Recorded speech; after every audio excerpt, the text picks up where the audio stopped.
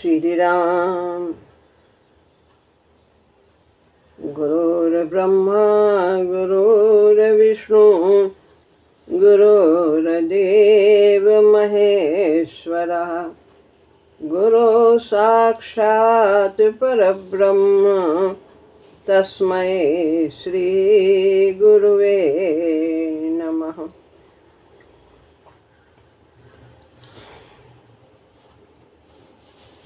श्रीमद् भगवद गीता अध्याय 4 श्लोक है 25वां।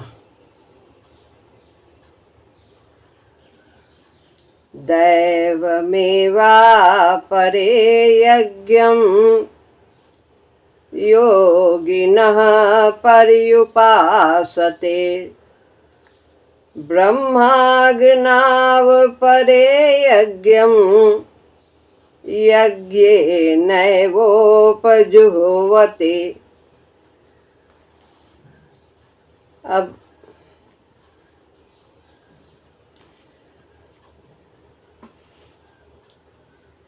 भगवान यहाँ अन्य प्रकार के यज्ञों का भी वर्णन करते हैं। अभी तक कर्म ब्रह्मार्पण योग की चर्चा की। अब यहाँ योगी लोग जो अन्य प्रकार के यज्ञ करते हैं जिनके द्वारा परमेश्वर की प्राप्ति होती है, ब्रह्म की प्राप्ति होती है, उनका भी वर्णन है। दूसरे योगी लोग दैव यज्ञ उपासना करते हैं और दूसरे योगी ब्रह्माग्नि में यज्ञ के द्वारा ही यज्ञ करते हैं। तो दो प्रकार के यहाँ यज्ञ बताए हैं। अन्य जो कुछ लोग हैं वो देवताओं की उपासना करते हैं और उनको आहुति देते हैं, यज्ञ आदि हवन सामग्री डाल के इस प्रकार करते हैं। और कुछ हैं जो ब्रह्माग्नि में यज्ञ के द्वारा यज्ञ करते हैं, यानी कि स्वाध्याय आदि यज्ञ करते हैं, वेदों का पठन पाठन आदि करते हैं। इस प्रकार से दैव यज्ञ जिस यज्ञ का इष्ट देवता हो, देवताओं के निमित्त किए यह यज्ञ दैव यज्ञ होते हैं। देवता के भाव से किए हुए,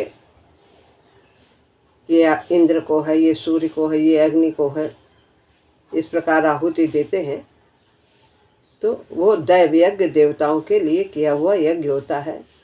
वास्तव में यज्ञ तो वही है जिसमें कोई कामना न हो। जो भी कर्म है हमारे, उन्हें यदि हम निष्काम भाव से करते हैं अथवा भगवत भाव से करते हैं तो वे सभी यज्ञ हो जाते हैं। हमें देवता लोग देन देते हैं, इंद्र वर्षा करते हैं, सूर्य धूप देते हैं, अग्नि से ताप आदि मिलता है। ये सब हमारे काम आते हैं जीवन यापन में, तो हमें उनका हिस्सा चुकाना चाहिए। हमें यज्ञ के द्वारा उन्हें पुष्ट करना चाहिए। ऐसा तीसरे अध्याय में कहा है भगवान ने ब्रह्मा जी की वाणी के रूप में। ब्रह्मा जी ने कहा जाओ देवताओं को पुष्ट करो, वे तुम्हें देंगे, तुम उन्हें दो। तो इस प्रकार से चर्चा की। भगवान ने किसी को छोटा नहीं बनाया कि इनकी ना करो, लेकिन अंत में कह दिया कि वास्तव में यदि देवोपासना हम करते हैं तो ये, और उसमें भिन्न भाव रखते हैं भगवान से, तो ये अविधि पूर्वक पूजा कही जाती है। 9वें अध्याय में ऐसा कहा। देव यज्ञ तो गृहस्थी के लिए नित्य कर्मों में विहित है, ऐसा वेदों में लिखा है। नित्य कर्मों के सबके लिए थोड़ा निकाल दो और फिर उसको अग्नि में जला आहुति दे दो, ऐसे किए जाते थे पहले। वो गृहस्थी का धर्म है। देवताओं को आहुतियाँ देकर ही यज्ञ शेष का वह भोजन कर सकता है। इस प्रकार एक रोटी बनाते थे, उसको अग्नि में डाल देते थे, सब कुछ जो कुछ बनाया उसके ऊपर रख के ऐसा किया जाता था। और दूसरे योगी लोग यज्ञ के द्वारा ही यज्ञ करते हैं। ये कौन सा यज्ञ है? एक तो ये देवताओं के लिए किया हुआ, दूसरा है कि योगी लोग यज्ञ के द्वारा यज्ञ करते हैं। वो कौन सा? एक स्वाध्याय यज्ञ। और ऐसे यज्ञ के लिए सामान्य अग्नि नहीं, ब्रह्माग्नि बरती जाती है। ब्रह्म शब्द का अर्थ वेद भी तो है, क्योंकि परमात्मा ने उसे प्रकट किया है वेदों को। तो वेद भगवान की वाणी ब्रह्मा के द्वारा लिखी गई, लेकिन सब कुछ प्रभु ने ही किया है। तो वेद को ब्रह्म का स्वरूप मानते हैं, उसका पठन पाठन करते हैं। ब्रह्माग्नि स्वाध्याय है। तो ब्रह्म क्या हुआ? वेद हुआ। और जो हम उसका पठन पाठन करते हैं वो स्वाध्याय, वो अग्नि हो गई। और यज्ञ है भगवान का स्वरूप। किसी भी यज्ञ को करने में हमें कोई देवता की भावना बनानी पड़ती है, उसके लिए हम करते हैं। तो इस प्रकार उनके स्वाध्याय रूपी यज्ञ में भगवान के स्वरूप का चिंतन होता है, तो यह यज्ञ कहा जाता है। अतः इसका अर्थ होता है स्वाध्याय रूपी यज्ञ से जो वेद रूपी अग्नि के द्वारा ही संभव है। इसका अर्थ है जो ये यज्ञ है, तो उसका अर्थ है स्वाध्याय रूपी यज्ञ। स्वाध्याय पठन पाठन ये यज्ञ होता है जिसमें भगवत भाव रख कर के किया जाता है। हमारे प्रभु भगवान होते हैं, वही हमारे इष्ट होते हैं। कुछ लोग परमेश्वर का भजन करते हैं, वेद का स्वाध्याय ही उनके लिए यज्ञ बन गया है। बस पठन पाठन, भगवान ने गीता में भी कहा जो मेरा गीता पाठ करता है उसके द्वारा मैं इससे ज्ञान यज्ञ के द्वारा मैं पूजित होता हूँ। जो वो इस प्रकार गीता का पठन पाठन करता है। 18वें अध्याय में कहा कोई भी कर्म यज्ञ बन सकता है। कोई भी जो हमारे नित्य कर्म वे भी यज्ञ हो जाते हैं। नैमित्तिक कर्म, शास्त्र विहित कर्म, शास्त्र निहित कर्म सब यज्ञ हो जाते हैं। बस बात क्या है कि भावना हमारी निष्काम हो और भगवत भाव। निष्काम भाव से क्या, संसारिक कोई कामना न हो, वही यज्ञ हो जाता है। कोई भी कर्म यज्ञ बन सकता है, फल इच्छा न हो, आसक्ति न हो। यज्ञत्व तो हमारी भावना में रहता है, कर्म में थोड़ा ही रहता है। कर्म के स्वरूप से कोई अर्थ नहीं होता है। भले ही हमें जो हमारे कर्म है, कर्तव्य कर्म है, उन्हीं को करना चाहिए। ये नहीं कि हम कोई भी कर्म करें। तो जो साधक है वो तो सोच समझ के ही कर्म करता है। कोई भी कर्म यज्ञ बन सकता है। हमारा खाना पीना, सोना जगना, उठना बैठना, बात व्यवहार सभी यज्ञ हो सकते हैं। सुबह से लेकर शाम तक, रात तक हम जो भी कार्य करें सब भगवत भाव से करें, हमारे यज्ञ बन जाएंगे। यज्ञेश्वर के मिलने के साधन बन जाएंगे। कोई ज़रूरी नहीं कि हम हवन सामग्री इकट्ठा करें, अग्नि इकट्ठा करें, हवी आदि सब तो उसमें हम आहुति दें, कोई ज़रूरी नहीं। यज्ञत्व तो हमारी भावना में रहता है। जब हमारा कर्म यज्ञ भावना से होता है, यज्ञ माने त्याग। त्याग क्या है? फल की इच्छा का त्याग। तो वो यज्ञ हो जाता है। स्वाध्याय भी यज्ञ है। यदि कोई कामना नहीं है कि हम पढ़ करके, पठन पाठन करके संसारिक वस्तुओं की चाह करें, तो ये यज्ञ नहीं होगा। अग्नि में बस डालने के समान ही होगा। तो इस प्रकार भावना हमारी शुद्ध होनी चाहिए। सद्भाव, सद्भाव से परमात्मा की प्राप्ति होती है। सद्भाव, सत्य के लिए भाव। सत्य क्या है? परमेश्वर, वही सद्भाव। स्वाध्याय यदि किसी फल प्राप्ति के निमित्त होता है तो वो यज्ञ नहीं होगा, वो तो एक सौदा हो जाता है। यह बात देव यज्ञ के विषय में भी सत्य है। देवताओं की हम के लिए यदि हम आहुति देते हैं अग्नि आदि में, तो सामग्री डाल करके या किसी प्रकार उनकी प्रार्थना करते हैं, जैसा कि तुलसीदास जी ने रामचरितमानस में अनेक देवों की उपासना की है प्रारंभ में। तो उन्होंने मांगा क्या है कि प्रभु श्री राम के चरणों में हमारी भक्ति हो, कोई कामना नहीं कि सांसारिक कामना। तो इस प्रकार वो उनका कर्म भी यज्ञ हो गया।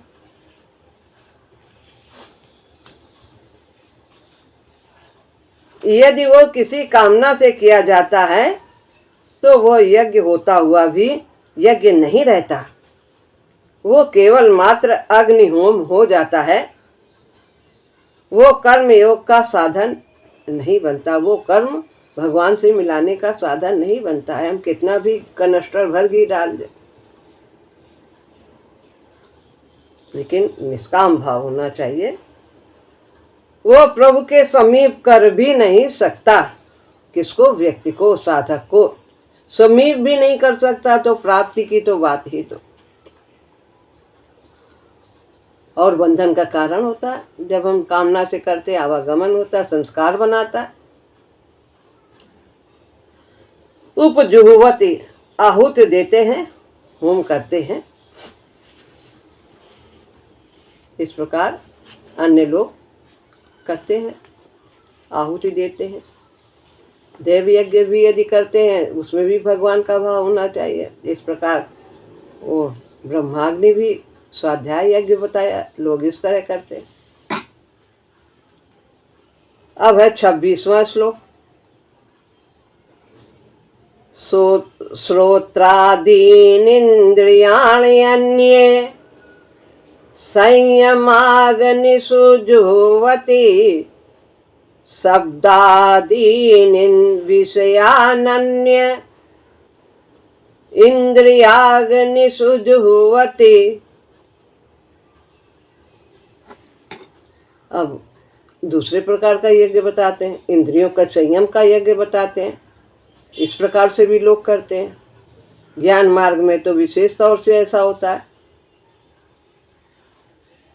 दूसरे योगी लोग श्रवण आदि इंद्रियों को संयम रूपी अग्नियों में होम कर देते हैं और दूसरे कई शब्दादि विषयों को इंद्रिय रूपी अग्नियों में होम कर देते हैं। दूसरे योगी लोग श्रवणादि इंद्रियों को, कान की इंद्रिय है, संयम रूपी अग्नि में होम कर देते हैं। क्या सुनना चाहिए, क्या नहीं सुनना चाहिए, संयम करते हैं। तो इस प्रकार कान को बंद भी कर लेते हैं। कान, और जबकि कबीरदास जी ने कान न रोंदूं, आँख न मूंदूं, तनिक कष्ट नहीं धारूं। आँख में पट्टी बांधी, देखेंगे नहीं, ऐसा भी करते। और जैसा कि गंधारी ने किया था, आँख में पट्टी होते हुए भी पट्टी बांध लिए, तो इससे उनके अंदर एक बल, तप बल आ गया था इस तप का। तो उसका उन्होंने सदुपयोग नहीं किया, उसका उन्होंने मोह में पड़ करके और दुर्योधन को बचाने में लगाया, लेकिन वो भी सार्थक नहीं हुआ। और दूसरे कई शब्दादि विषयों को इंद्रिय रूपी अग्नियों में होम कर देते हैं। तो इस प्रकार से शब्दादि विषयों को अनेक प्रकार के और भी विषय हैं, जैसे कान का शब्द है, नाक का गंध है, जिह्वा का रस है, आँख का रूप है, त्वचा का स्पर्श है। तो ये सब इंद्रियों को विषयों की ओर नहीं जाने देते हैं। सब दाद ही लगा दिया आदि विषयों की ओर। तो जितने भी और सब हैं विषय, किसी भी विषय की ओर इंद्रिय को नहीं जाने देते। समूचा जीवन हमारी निष्ठा के द्वारा किस प्रकार से यज्ञ हो जाता है। अच्छे बिस्तर में नहीं सोएंगे, घास फूस पे सोएंगे, जिह्वा को भली अच्छा भोजन नहीं देंगे, सब एक में सान सून के सब खा लेंगे, इस प्रकार का वो संयम करते हैं। समूचा जीवन हमारी निष्ठा के द्वारा किस प्रकार से यज्ञ हो जाता है। निष्ठा ही बलवान है, पूरा जीवन यज्ञ हो जाता है यदि हमारे प्रत्येक कर्म में निष्ठा है, भगवान के प्रति उनको पाने की चाह है, तो हम अपने प्रत्येक कर्म के द्वारा उनकी उपासना कर सकते हैं, यज्ञ कर सकते हैं। इसको स्पष्ट कर देता है यह श्लोक। हमारा खाना पीना, देखना सुनना, उठना बैठना सभी कुछ यज्ञ ही तो हो जाता है यदि हमें ठीक भावना प्राप्त हो। हम किस लिए भोजन कर रहे हैं, इसके अंदर प्रभु का वास है और इस शरीर को स्वस्थ रखें ताकि हम प्रभु का भजन कर सकें, ये भावना से करें। ये नहीं कि हम अट्ठे कट्टे हो जाएं, सुंदर लगे, ऐसा हो जाइए, अधिक दिन जी लें, ये सब भावना की बात होती है।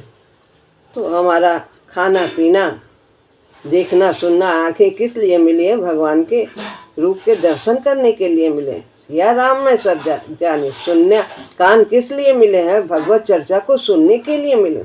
तो ये सब यज्ञ हो जाता है। कान आदि इंद्रियों को संयम की अग्नियों में होम कर देना।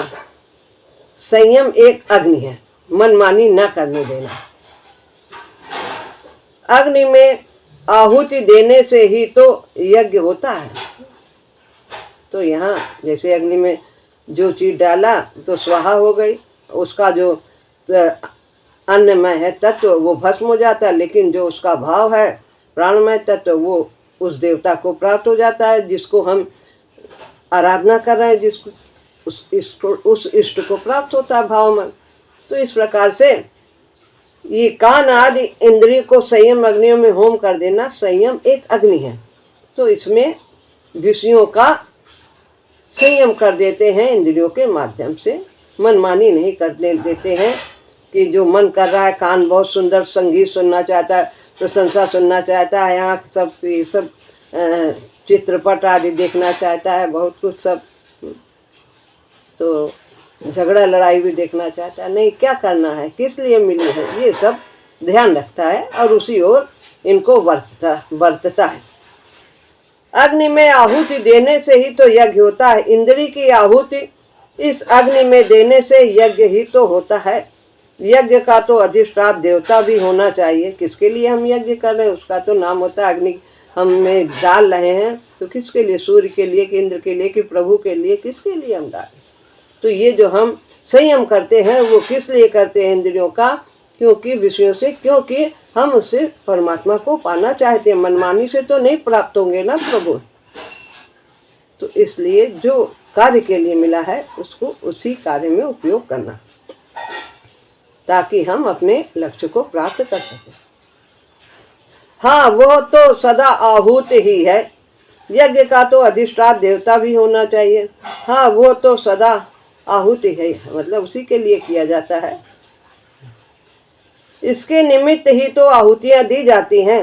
वो है ब्रह्म, वही जिसे पुरुषोत्तम कहा गया है, जो हमारा भगवान वासुदेव है। तो ये इंद्रियों का संयम किस लिए, उस परमात्मा की प्राप्ति के लिए किया जाता है। संयम रूपी अग्नि में इंद्रियों को होम किया जाता है। संयम की अग्नि में उसे बुलाकर हम इंद्रियों को होम देते हैं, अर्थात प्रभु के निमित्त इंद्रियों का संयम करते हैं। यह कर्म ब्रह्मार्पण योग का व्यवहारिक रूप है। कर्मार्पण योग, कर्म करते हैं भगवान के लिए, भगवान को अर्पण, जो भी सेवा कर रहे हैं। तो इस प्रकार ये हमारे मनमानी जो रुक जाती है, ये हमारे व्यवहार में आता है। कि हम किस प्रकार से अपने शरीर को बढ़ते, ताकि हम निष्काम भाव से प्रभु की सेवा कर सकें और प्राप्ति कर सकें। इंद्रिय संयम एक यज्ञ है, परंतु प्रभु के लिए हो, उसी के अर्पण हो। ये सब क्यों कर रहे हैं? कोई संसारिक कामना नहीं है। संयम तो सभी में जरूरी है। एक में किया जाता है, एक में स्वतः हो जाता है। ज्ञान मार्ग में किया जाता है विवेक के द्वारा, और भक्ति मार्ग में, कर्मयोग में भी आवश्यकता है थोड़ा जागरूक रहना। भक्ति में प्रभु स्वतः ही सब विषयों से मन हटाते चले जाते हैं, उसके शरणागति वशम हो जाते हैं, उसी का एक आश्रय होता है। तो इस प्रकार संयम तो सभी में जरूरी है। जब हम किसी और उद्देश्य से संयम करते हैं तो वो यज्ञ नहीं रहता है, तब वो इस योग का साधन नहीं बन सकता, ब्रह्मार्पण योग नहीं हो सकता। संयम का अर्थ है संयम से उपयोग। घोड़े को अस्तबल में ही बांध देना संयम नहीं है, उसका उपयोग करें, लेकिन हम जहाँ ले जाना चाहें वहाँ जाए, हमें गंतव्य तक भली प्रकार पहुँचाए बिना किसी हानि के। तो ये हमारी इंद्रिय रूपी घोड़े, हमें सही उपयोग इनका करना है, ताकि हम अपने प्रभु को शीघ्र से शीघ्र पा सकें, उनसे ऐक्य प्राप्त कर सकें। तो संयम से उपयोग करना है, मनमानी से नहीं। खाते चले गए, बहुत अच्छा लग रहा, मन को बहुत अच्छा लग रहा और जिह्वा को स्वाद मिल रहा, लेकिन शरीर खराब होगा तो उससे फिर हम भजन नहीं कर सकेंगे, सेवा नहीं कर सकेंगे। जब सेवा नहीं कर सकेंगे तो अहंकार कैसे चूर होगा? अहंकार के रहते भगवान की प्राप्ति नहीं हो सकती।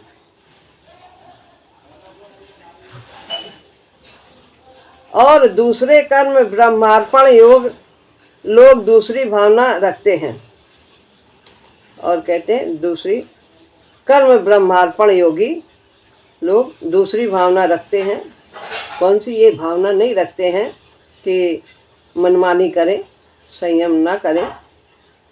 वो जो भी भोग भोगते हैं वो इंद्रिय रूपी अग्नि में उस विषय की आहुति देते हैं। कैसे करते हैं?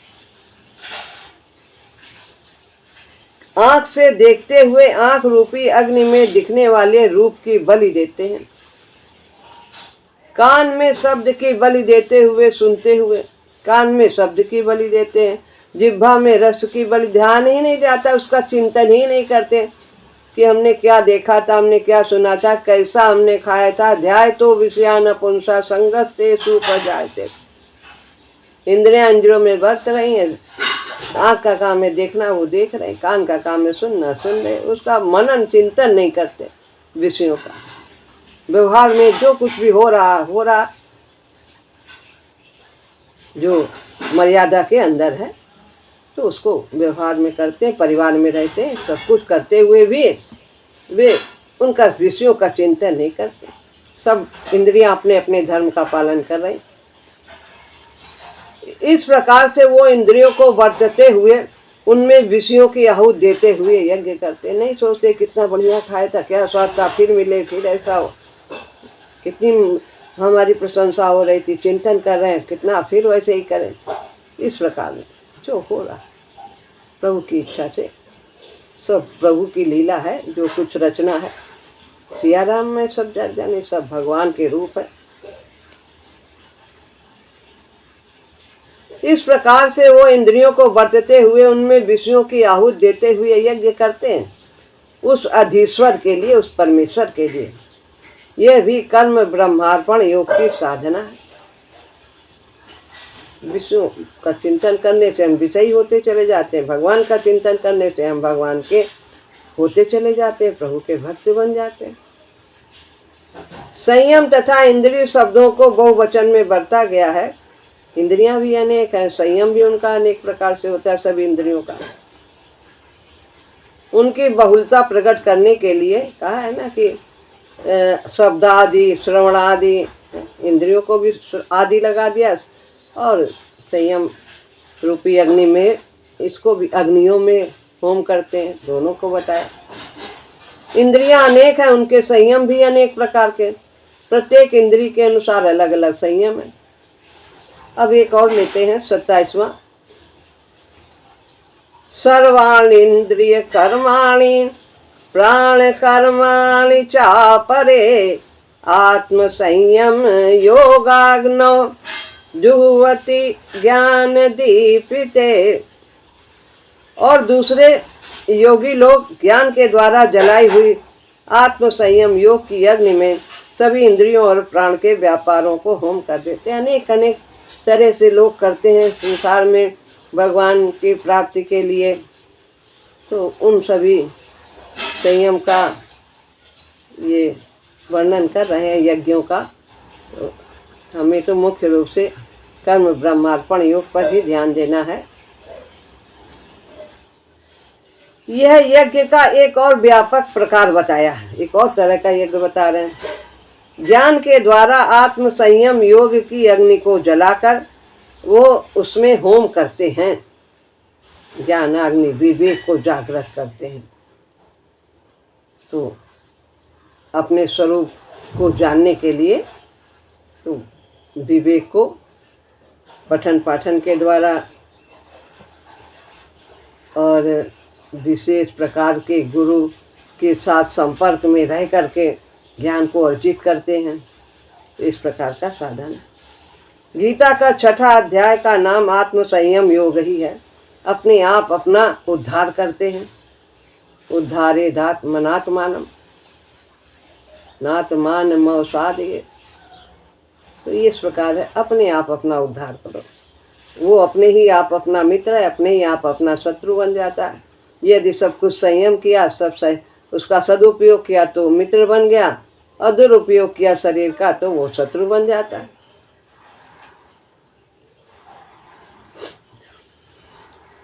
तो गीता के 6ठे अध्याय का नाम आत्म संयम योग ही है।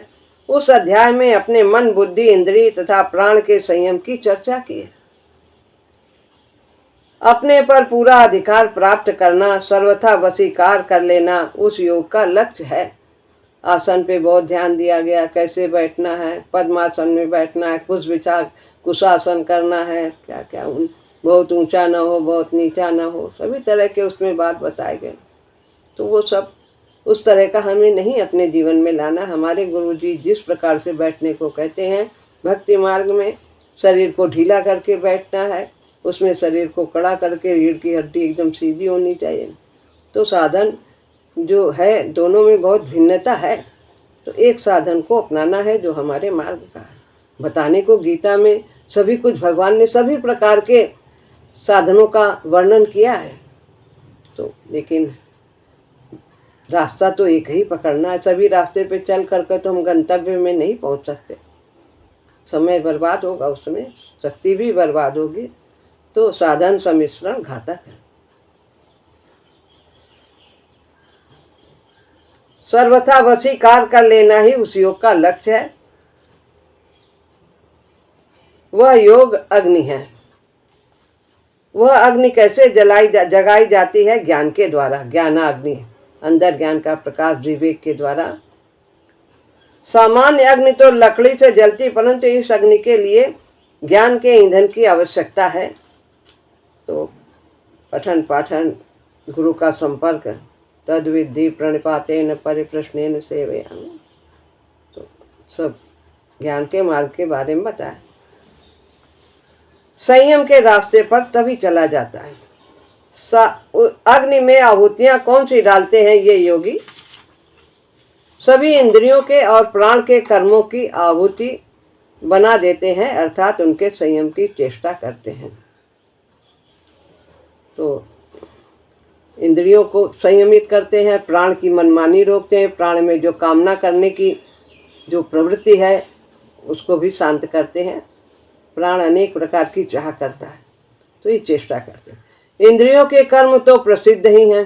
सभी इंद्रियां, आप सब जानते हैं इंद्रियां कौन कौन से क्या क्या कार्य करती हैं। आँख क्या करती है, कान क्या करते हैं, आँख त्वचा जिह्वा, सबके कार्य मालूम है।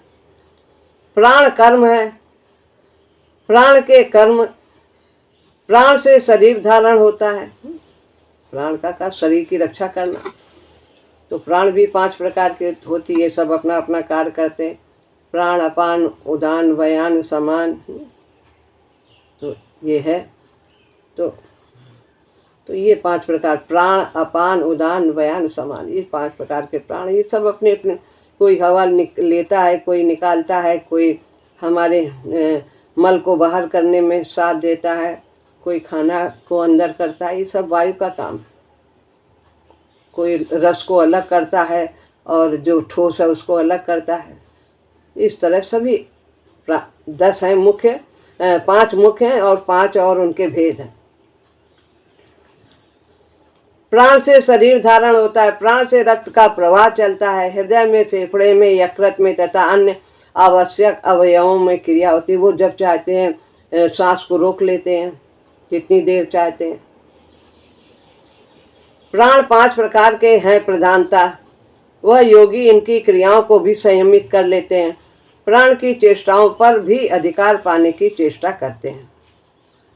कितनी कितनी देर रोक लेते हैं प्राण को और समाधि में बैठ जाते हैं। अपने खान पान, आहार विहार के संयम की धारणा के अभ्यास के द्वारा यह संभव है। ऐसा वो लोग करते हैं। धारणा के द्वारा केंद्रित हुई हमारी मानसिक शक्ति प्राण क्रियाओं पर अधिकार प्राप्त कर लेती है। इस प्रकार से ये लोग यज्ञ करते हैं।